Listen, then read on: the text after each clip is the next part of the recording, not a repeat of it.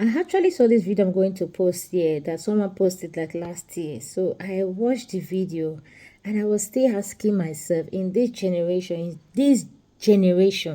do church marriage does happen? Does it really happen? I don't know whose tradition is that when a man get married to a woman and your friend came to visit you, that you can offer your wife as to go and sleep with your friend. Man, this is a life story. You listen to what she said. In fact, and she needs help. I hope by now she already got the help she's looking for. Because if I'm that lady, I dey carry my leg. In fact, I don't even need to talk. So guys, listen and let's share your thoughts on this conversation. I saw this video and I thought I should make a reaction with it. Dating my husband, some people told me that if they have visitors, like male visitors, they are expected to give their wife to that male visitor to entertain him. I thought those people were just jesters. And when I asked my boyfriend then, who is now my husband, he told me that I shouldn't mind them, that those people are bad blood, they really don't want us to be happy together. I waved it off until we got married. As a matter of fact, my husband had 2 wives before me. Okay. In my culture and in their culture, it is allowed to marry more than 1 wife. So there was no problem with that. This, his friend, came visiting us from another state. They haven't seen each other for a while. In fact, they grew up together, but at a time they lost contact and they happened to reconnect through the social media.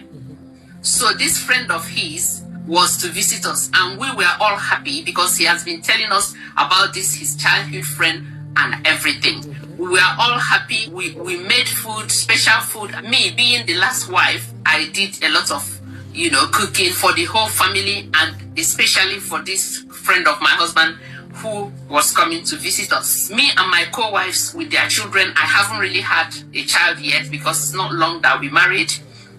I'm still believing God for one. So anyway, we had our meal and everything. So on the table, we talked about a lot of things. The guy was very cute and very warm as well. We exchanged pleasantries, played, and then asked him about his own family. And the man is married with 2 children, but he married only 1 wife. Okay. After everything, because me and my co-wives and my husband, we live in a big house. The wives have their own rooms. It was my turn. My husband takes his turn every week to meet his wives. That week was my turn for my husband to come and then stay in my own room for that week. He had been twice. On the 3rd day, on that 3rd day of that week that my husband is supposed to spend time with me, was the day that this man, at night, my husband came and I thought, I was so happy. I thought that he had come as usual, to sleep in my bed as supposed to. Now, he now started telling me that, look, I want you to go and make my friend happy. I didn't get it. To make your friend happy, I don't understand. I've made the food and he has eaten and everything was okay. I don't understand. Make him happy as in what? He said that he wants me to go to his friend's room and make him happy. I said, I don't understand. He said, sleep with him. I was stunned. I was baffled. I said, what? What do you mean? He said, yes, it's their tradition. I said, but I asked you then, but you said that my friends were talking nonsense. So it's true. He said it's true. That if he told me then that I wouldn't have accepted. Then I said, why me? Why not other wives? Why me? And it's my turn. Otherwise, they have had children. I haven't even had any child. And you're supposed to be with me this week. And now you're asking me to go with him. What about other wives?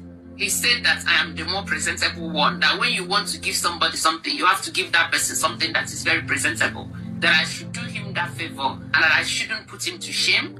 I should do him that favor and then go and make his friend happy.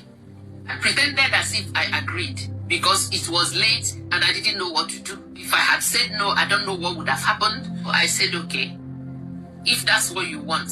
I showed him reluctance so that he would believe that I wanted to do it. Okay, let me change and then get ready to go. he just, pet me and said thank you, that he knew he could rely on me. Left, I just looked around, took my purse, picked one or two things, put it in one of my handbag, and then sneaked through the gate, and then took a cab and left. As it is right now, I am in a secret location in a friend's house. While I'm writing this story, I am in a secret location. I don't want my husband to know where I am. It's been 2 days. He's been calling my phone. I switched off my phone. He's been calling my friends, everybody, even the one that I am in the house. That one told him that he doesn't know where I was. I am in a crossroad as it is right now.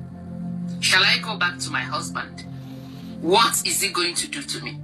Because I really don't know what happened when I left. Whether he gave another wife to his friend or whatever.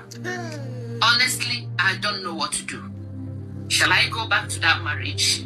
Shall I call the marriage off? To me, I think I should call the marriage off. I had a good job when I married him, but I had to quit my job and then came join him, and I'm looking for another job. I can go back to my job where I was before I came to meet him. I cannot believe it that there is still a culture that practice such a thing. Well, it might be good for them. I'm not bringing down anybody's culture, but it is a no-no for me. I cannot do it. Okay, so please, I want your audience to advise me. What am I going to do? Is there any consequences or repercussion if I go back?